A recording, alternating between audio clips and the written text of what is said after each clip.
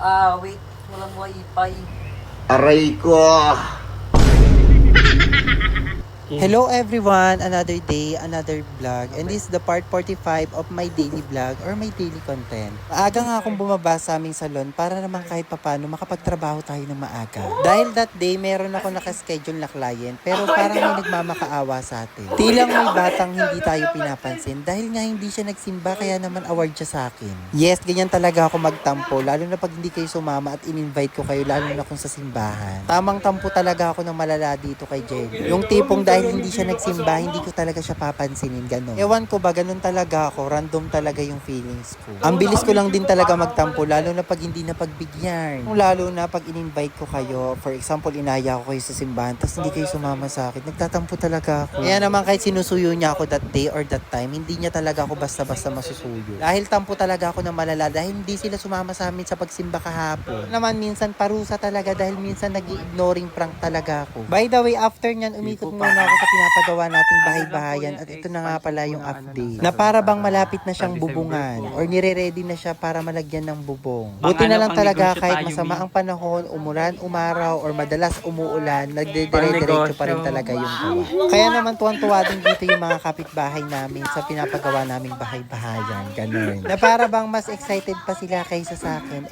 Mukhang mga manika. Din kasi sila Mga yung manika mga ng kapitbahay banaba. namin. Parang masaya sila sa mga pinapagawa naming bahay dito. Na para bang mas masaya pa sila sa nagpapagawa ng bahay. At right after nga pala niyan, pumunta naman ako ng munisipyo. dahil may aayusin akong Magre-request document si Ma'am ako sa ng DSWD or sa MSWD. social case study para kay Kaya mother. kasi kasuhin ako sa mga Para sa requirements. kanyang Pero kailangan niya ng guarantee medical letter. assistant. Kasi nga di Para sa ba kanyang may prosthetic follow-up leg. check-up pa si mother at So, ngayon regarding pupunta ako sa dito kanyang sa prosthetic leg, maaari pa yung Update ko palitan. na lang Kaya kayo. naman nire-ready ko na yung mga documents or Bali, requirements na kinuha ko yung mga kailangan. At requirements ni umuwi na mother. nga din ako sa maangay para Ito yung kahit gagamitin paano namin makuha na yung mga for, basic requirements sa na kanyang kailangan or yung prosthetic leg. So, hinahanap. kinukumpleto Naman ko that na yung mga day, requirements kinukompleto ko para talaga yung mga wala na kami maging requirements na problema dun kailangan sa- para hindi iwas aberya ganun. sa Kumbaga pag clinic or in-interview sa pag- tayo doon, nakaready request na ni lahat ng mother mga ng requirements na prosthetic legs niya. hinahanap Kasi sa may follow-up atin. pa Kaya kami naman mas dito. maganda kung aayusin ko muna talaga yung mga documents or requirements na maayos ko to kailangan or kagad yung na mas hinahanap. maaga. Pero that day, hindi din talaga ako wala na natuloy tayo sa asikasuhin munisipyo at kasi nga wala na nagkulang tayong pa ako bayaran ng na malala. requirements at to follow So, up ito na yung pa yun. requirements. Since hindi Pupunta nga na ako ako ng natuloy sa munisipyo munisipyo, kaya naman, for syempre may interview. nakaschedule tayong client at And kailangan see you natin there. yung pukusan. At ito nga pala yung client na nagpa-eyelash sa atin dahil fantasy niya ang cluster eyelash extension. After nga pala niya, nagnundo pa ako ng estudyante at naghatid pa ako dito sa pamangkin ko. Di ba ganun ang atake natin, multi-purpose. Kumbaga, pwede nyo maasahan kahit saan.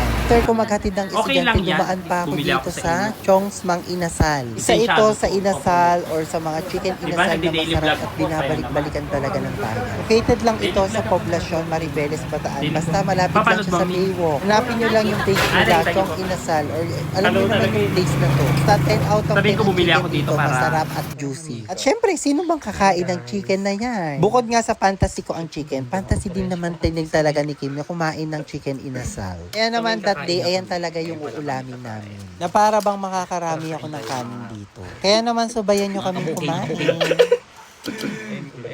Pamalakasan. So, doon to sa ano, sa Chong's Inasal. Masarap to. Ano naman. Hindi tinipid, hindi naman. Anong? Amoy-amoy lang mo guys, nagtitipid ako. Yain mo na sila. Kain tayo guys, sardinas na lang ang ulam. Kain tayo mga kabukid. May makain na tayo. Mga tana. Mga tana, Team Raisa. Ang fresh mo. Ang freshness natin. Kain tayo mga bi. Ba't ganyan yung mukha ko? Ang pogi. Uwi. Parang may make-up. Ano natural tayo, natural. Natural. Gusto ko natural lang. Ayaw may make-up yun. Ayaw ko nun. Sige, natural lang tayo. Mukha sa mga bare face.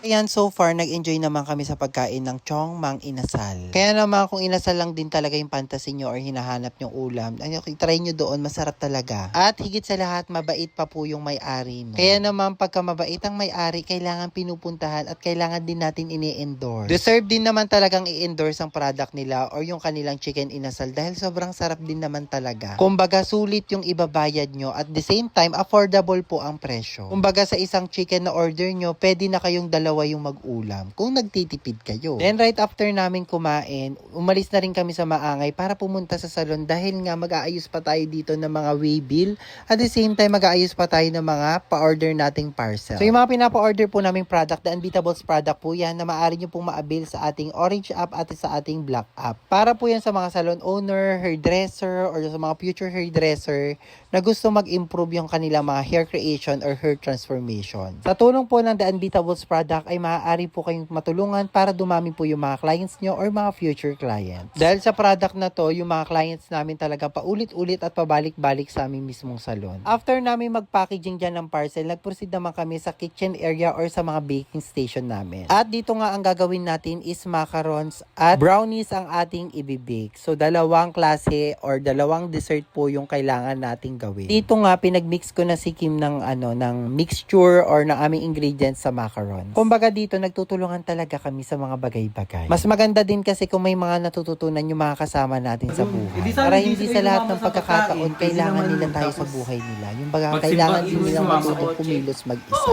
At dito nga nire-ready na din ni Kim yung lalagyan natin ng dessert. O diba, social ang box. Naman habang nakasalang yung aming macarons, unti-unti na namin inaayos yung storage box o yung lagayan ng aming products. Naman while waiting sa ating binibake, inaayos na rin namin yung mga kailangang ayusin. At isa ito sa box po talaga ng macarons or ng brownies yung kailangan din talaga natin i-organize ng maayos. Kaya naman right after namin mag-ayos ng box, so ito papakita ko sa inyo yung itsura ng ating sample product. Ang macarons po natin ay nagkakahalaga ng 80 pesos to for 150. Kaya naman habang nagbe-bake kami dito or naghihintay kaming maluto yung mga cake na ginagawa namin or yung mga dessert na ginagawa namin, naglinis muna ako ng area. Area po ang paglilinis ko. Kumbaga part by part tayo, hindi natin pwedeng gawin sa isang araw lang lahat. Natuto tayo magtira ng gawain para naman bukas may gawin pa rin tayo. Pero as long as na kaya nyong i-maximize yung oras nyo para sa paglilinis, much better yon. Lalo na kung may available time kayo or free time. Mas mahirap kasi yung tatambay lang kayo at wala kayong gagawin. Masakit po sa ulo yon. At higit sa lahat, wag tayong pabigat sa kapamilya natin. At dito nga tinuruan ko din tong si Kim kung paano mag-type ng macarons or ng ating macarons batter or ang ating macarons mixture. Sa ganyan lang naman siya kasimple ilagay para kahit pa paano tinuruan ko na si Kim kung paano yung gagawin niya if ever na wala ako. At ito naman yung lisensyadong brownies natin. So sa mga nagtatanong kung ano yung link ng products na to o yung lagayan na to, ilalagay ko na lang po yung link ng product sa comment section or caption. Kaya naman kung nagbi-business din kayo or nagne-negosyo kayo at kailangan nyo ng magandang box kagaya nito o pwede nyong pang regalo, bili na rin kayo sa link na ilalagay ko dito sa comment section. Ang ganda niya din talaga lagyan ng mga product. Kumbaga mas magmumukhang masarap lalo yung product or yung tinitinda nyo. Kaya naman right after namin dito mag-bake, syempre ito si Kim, ang ating dakilang tagaligpit. Na para bang sobrang bait niya palagi sa video. Pero totoo naman, mabait naman talaga si Kim at maaasahan sa mga gawaing bahay. Hindi pabigat at hindi pa sakit sa ulo. Eme! Kahit si Kim pagtulog, eme lang. Pero mabait talaga siya kasi masipag siya at sumusunod siya sa mga gawain dito. Ibang tinutulungan niya ako para mapagaan ang trabaho. Kaya naman nung matapos kami mag-bake, nag-decide na din kami umuwi kagad ng Maangay. Mabilisan lang tayo. At syempre, di mawawala dyan ang pagbibideo at pagpapakyut ni Kim sa camera. Pag-drive oh. Bawi na kami guys ha. Magtatapon kami ng basura mamaya.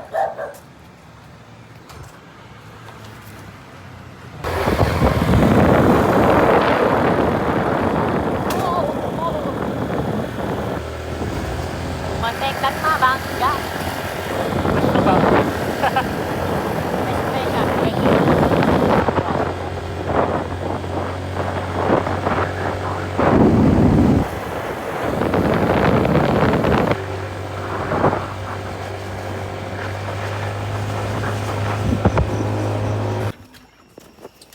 Ay, yeah, andito na kami sa Maangay. Hi, Goldie. Dito na kami guys. Samahan nyo kami guys ngayon guys. Lagay mo na kaya yan dito. Yung alin? Galing ko. Wow! Ayop ka, Kim.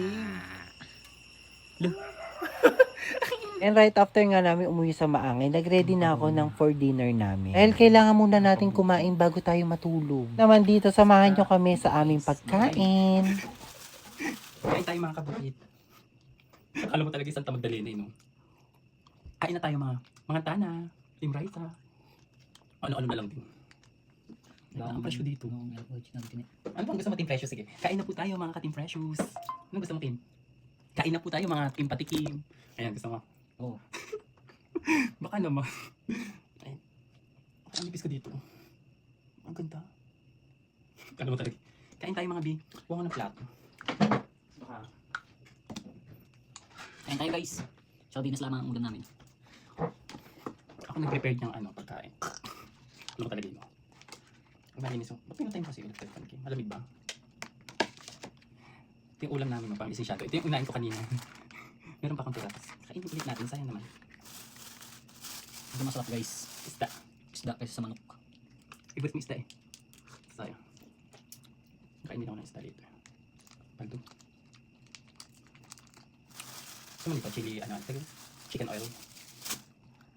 Kain na po tayo, mga Team Patikim. Alam mo talaga.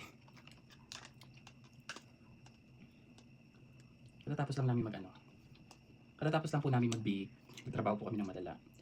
Nag-bake kami ng macarons tsaka brownies. Kaya kung gusto niyo matikman yun, kung gusto niyo matikman at hindi kayo maubusan, mag-order na kagad kayo. So, tsaka open kami for resellers sa mga gusto mag-sideline income, extra business.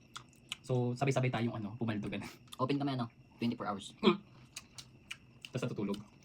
Mm. Ano naman sinain ko? Parang medyo hilaw. Saan ka ba? At dito nga, parang super tipid kami dahil yung ulam namin kaninang hapon, naulam pa namin siya panggabihan, kaya ang laki nga ng chongs mang inasal. Kumbaga, pwede siya pong good for 2 person. Kaya naman dito talaga, na-enjoy din talaga namin yung pagkain. As in, talagang nabusog kami. Ang hirap pa man din minsan pagkakain kayo ng kain. Minsan talaga, hindi nyo namamalayan na tumaba na pala kayo kagad. By the way, kung hindi nyo alam yung kilo ko before, umabot po ako ng 76-75. At ngayon, 71 kilos na lang ako. O diba, nakaka-proud. But then again, ipopromote ko lang sa inyo itong aming chicken macaroni salad.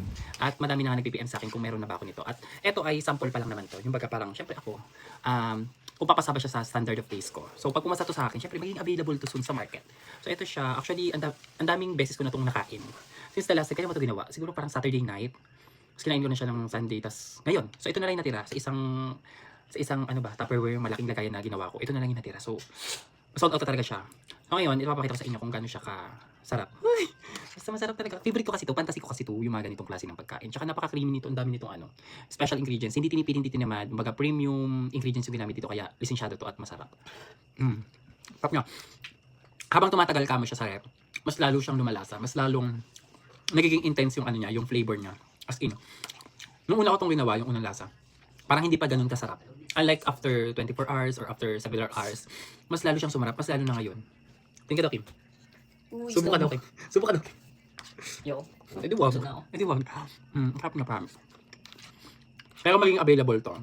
Worth it tong bilhin. Kumbaga parang, tastes like heaven. Uy, hindi. Basta masarap siya. Pag sinabi ko masarap, literal masarap. Tsaka, talaga naman nakakakilala sa akin. Alam naman nila talaga, pag sinabi ko talagang masarap, tsaka pag nag-endorse talaga ako ng product or pagkain, sigurado yung walang halong eme. Kaya pag nag-post ako nito, una-unahan na lang. Bahala kayong maubusan.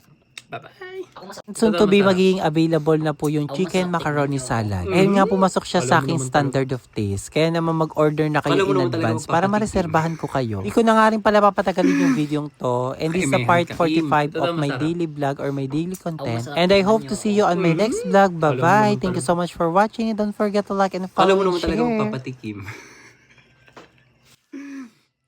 Kaemehan ka, Kim.